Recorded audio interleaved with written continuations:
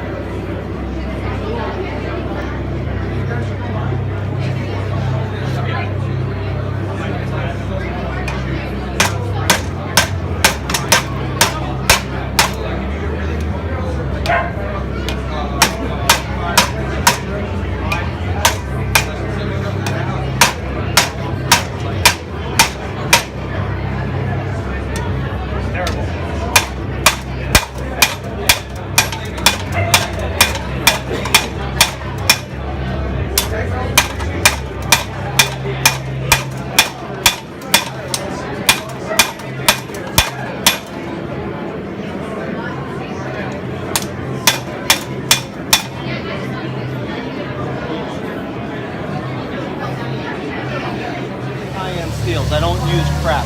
I use high-end, high-carbon 10 series steels. I use high-carbon stainlesses, different variations of Damascus, Boots Damascus. Basically, if it's a high-end steel for blades, that's what we use. Every now and then we'll make stuff out of like, you'll see rasps on the table. Like earlier today I did a demo where I forged out a rasp knife that's on the anvil.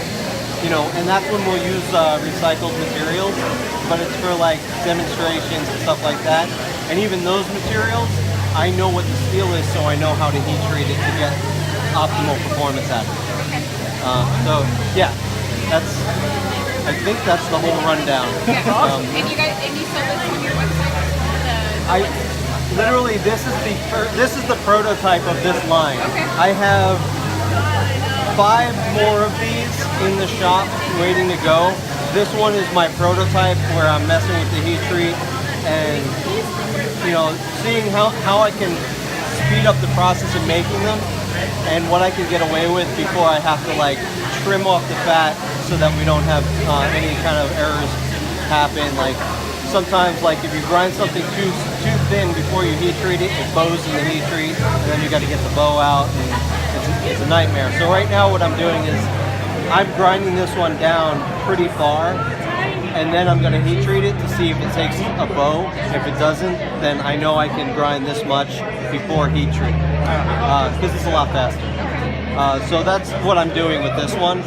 I wanted to have this one on the table today, but I ran out of time. I finished 5 knives last night. This was in a pile of 8 knives that I was trying to get done, so I got 5 out of 8. There's this one, were also part of that group, and I almost got there. I was like almost there, and so it was like 4 o'clock in the morning, polishing the handle. I'm going, I need to stop. I just need to stop and let go. But yeah, so Oh, and the steel type that I'm using for these is 80CRV2. It's basically, I don't know if you're familiar with different steel types. It's like 5160, which is a high chromium, high carbon steel. If 5160 had an older brother that was smarter and stronger and faster, that's what this would be. It's got about a 0.8% carbon, but it also has a pretty decent amount of vanadium and chromium in it as well.